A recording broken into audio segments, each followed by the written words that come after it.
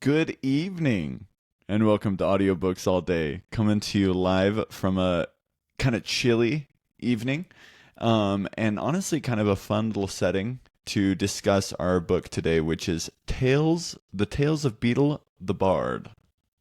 And so it's a book by J.K. Rowling, some short stories, and pumped to get into it. Yeah, this group of short stories are fairy tales that wizarding parents tell their children.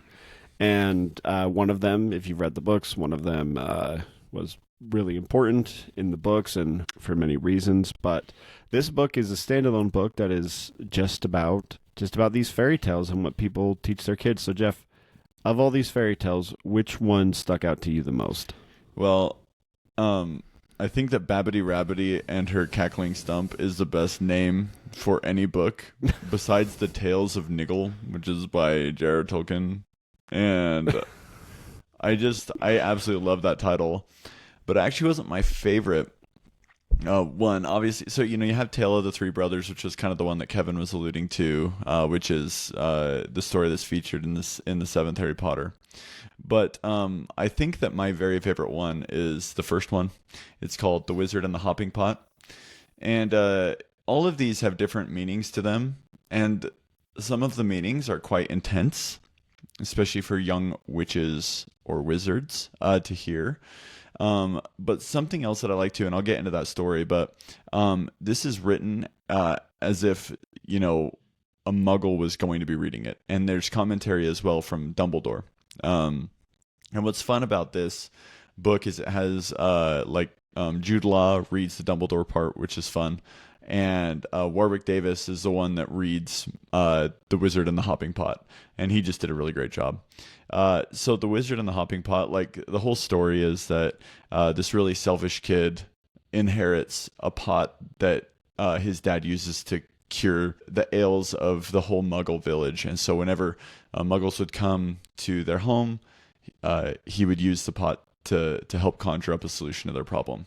Well, when this kid inherits it, he decides not to help out any of the Muggles, and so what essentially would happen is that the hopping pot would clank around, and it would exhibit it would issue, or it would exude the issue that the Muggle had come for. So if it was to cure warts, it would get warty and nasty.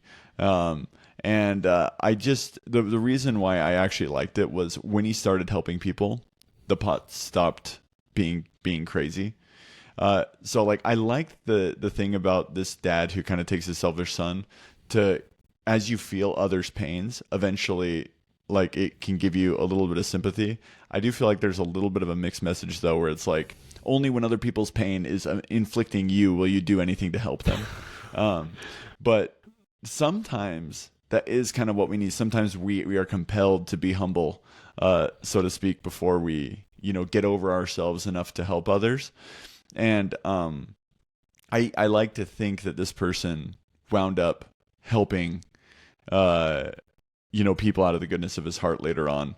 But in this, I just thought it was kind of an interesting take on that story. So yeah, the Wizard and the Hopping Pot, I kind of like you were saying, I had a little bit of a problem with it. So I like the moral, the general moral, and the moral that they highlight in Dumbledore's in his analysis, of the selfish father teaching the son. But it's also the pot just kind of wore him down until he hadn't slept for a couple of days, and he's like, fine, I'm going to help people. That's not really the best motivation, but also you now have to help everybody. They can't help themselves. They're not going to do anything. You have to solve all their problems. And it's I maybe that's what it's like to have magic. I wouldn't personally know. But one that when I'm thinking about a story that I would want to tell my kids, one I really liked is The Fountain of Fair Fortune. No, I think that you'd want to tell your kids the Warlock's Hairy Heart. Just kidding.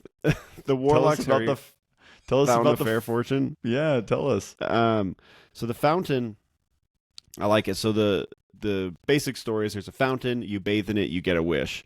And for some reason that they don't explain, it's in a garden and it's surrounded by this hedge. and the hedge drops for like, I don't know, like a couple seconds, and people just run in, and then it shoots back up. And these three friends, these three women who all had their ailments, and you know, kind of, all were kind of thinking, oh, let's help each other, and they all had their big problems. And then this bumbling muggle knight, who I don't really know how he became a knight if he was so bad at everything, but he did. And basically, they all just kind of bungle their way to the end until they find out that the only thing that they didn't need magic, and that the strongest magic in the world was friendship. Which it's a sweet sentiment. It's kind of a predictable one. But it's nice. It's definitely one that I would tell my kids, because friendship is good, and caring is good, and kindness is good. And also at the end, the fountain didn't even turn out to be magic, but they all thought it did, so it worked. So placebo effect. So I guess you got those two good lessons right there. Yeah, and I thought what was actually interesting too about this one is that it's the first beginnings of the pensive. So Amata uses this thing as a pensive, and then Dumbledore in his analysis was kind of talking a little bit about how that was one of the earliest thoughts of being able to outsource your memories. Yeah, it was kind of I totally, so yeah, Sir Luckless. I totally thought for a second that it was going to be Sir Cadogan. I don't know why. I just thought that's who it was going to be. It should have been Sir Cadogan. Yeah, and honestly, like when you look at his role in the story, it's interesting. Yeah, so the three, these three women each have these different issues, and then when they all meet, eventually they all find each other's solution for their problems, including Sir Luckless, who proposes to one of them whose love had left. And I do like that, because it is essentially saying, hey, yeah, the strongest magic is that human connection that we can all have, and I did like that. Definitely the one that was the most interesting was the Warlock's Harry Hart. Just like super synopsis. This guy decides he never wants to fall in love, locks away his heart. That heart gets hairy. He does kind of wind up falling in love a little bit. And anyways, it kind of like ends up with him cutting out her heart and wanting to replace it with his heart. He can't get his heart out, and then he dies with like their hearts in his hands. And it's like a pretty messed up story. And then like they even say, hey, this is a pretty messed up story that actually that wizard parents would edit for their kids. And yeah, I just thought that it was interesting. As far as like lessons to take away, I think it's mainly just, be sensitive with the heart, and yeah. I mean, like there's this concept of like in some spiritualities of having like a stony heart or hard heart, and how that can be, softened through good choices. But this guy, he just tries to force it, and then it winds up breaking both hearts. It was interesting and a little graphic, a little intense, but yeah, kind of fun with Dumbledore's commentary. Well, I mean, the wizard is essentially just Voldemort. Like, that's the exact thing that he did. And, Voldemort wasn't beat by magic, he was beaten by love. Like that was like the whole thing.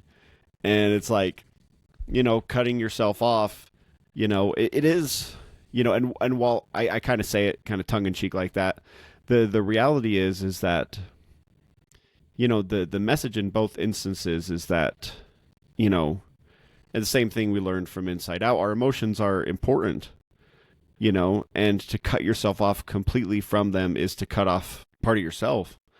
And, I think it's really easy. There have been times in my life where I've been like, man, I wish I didn't feel like this. I wish I didn't care so much. And, I think that can also be a double-edged sword, not caring. It kind of takes you away sometimes from the things that are most important, because, the most important things in my life have always are the things that I care about the most. And if I take that away, I lose that meaning that those things in my life bring to me. And that like this wizard, I might be comfortable, I might be relaxed in my, nice house, but the reality is that I'm, missing out on something else. Babbity Rabbity and her cackling Stump, I think for me was the most in depth of a story. Kind of starts with a king who didn't initially like magic, but then decides that he wants to become magical, and his cunning charlatan kind of helps him to, it's somebody who is impersonating to have magic, and he's trying to teach the king, and so the king wants to do magic. And anyway, this witch actually helps pull off this stunt where a king is going to do some spells. All of the kingdom comes out, and it's really this witch kind of in the background enabling him to do spells, until eventually one of his captains asks to restore his wife's his dead wife to life, and that's something that magic can't do. And then all of the people all think that it's that all of his previous magic, even though that it was a witch doing the magic, was all a big trick. And so then they all start to laugh. The king looks at the charlatan exposes the witch, and then the witch winds up becoming a tree, and then they cut down the tree, and then eventually she walks away as a rabbit. There's a lot of things, but here's the lesson that I took away from this: is that you can only take lies so far before it reaches a limit, and that lie will hit that limit, and then then it kind of is almost like everything else is kind of exposed, and I like that, that part of it. And then in Dumbledore's analysis, he kind of talks a little bit about animagus, and about how like this person was kind of like, this is one of the earlier stories of people being able to change themselves into things, and that she maybe had the great ability to kind of turn herself into a tree, maybe using a charm, and then and turning herself into a rabbit. It was just kind of interesting, because it was kind of talking about how like animagus, when they transform, they are totally cognizant of everything going on. They still retain their memories. But when you just configure yourself into something and transfigure yourself into something, you think like that. So like when Draco was a ferret, technically, Classic. I don't think that he, according to this book, he would have been acting like a ferret. Like he's kind of disconnected. He's now a ferret, which is so interesting that like he wouldn't actually remember. And it didn't talk about like the physical aspect to it. Like if Mad Eye Moody is bouncing him along, maybe he does as he transfigures back. Maybe he is actually hurt. But I thought that was that was super interesting. Like that's a little bit of Potter lore that was. Yeah, no, I actually thought that was really interesting. And also, you talked about what you took away from the story. I think what I took away from the story is that some people who have the power to change everything won't do anything until a mob is chasing them. Because, Babbity Rabbity, this whole point is that the king doesn't want anyone else to do magic, so he's hunting down other witches and wizards. And her terms are essentially, like, at the very end, it's like, stop hunting down the witches and wizards. She could have done that at the very beginning. She didn't do anything. She was just chilling. And it wasn't until this angry mob was chasing her that she turned into a rabbit, and it's like, oh, maybe I'll help everyone else out. Come on, Babbity, But Babbity, Rabbity, and the Cackling Stump, though, if she would have done that, there would be no Cackling Stump, and thus we would have lost one of the greatest names for a fairy tale ever. Oh, most definitely. And going into the tale of the three brothers, I think that we most of you who know Harry Potter, you're going to be super familiar with this.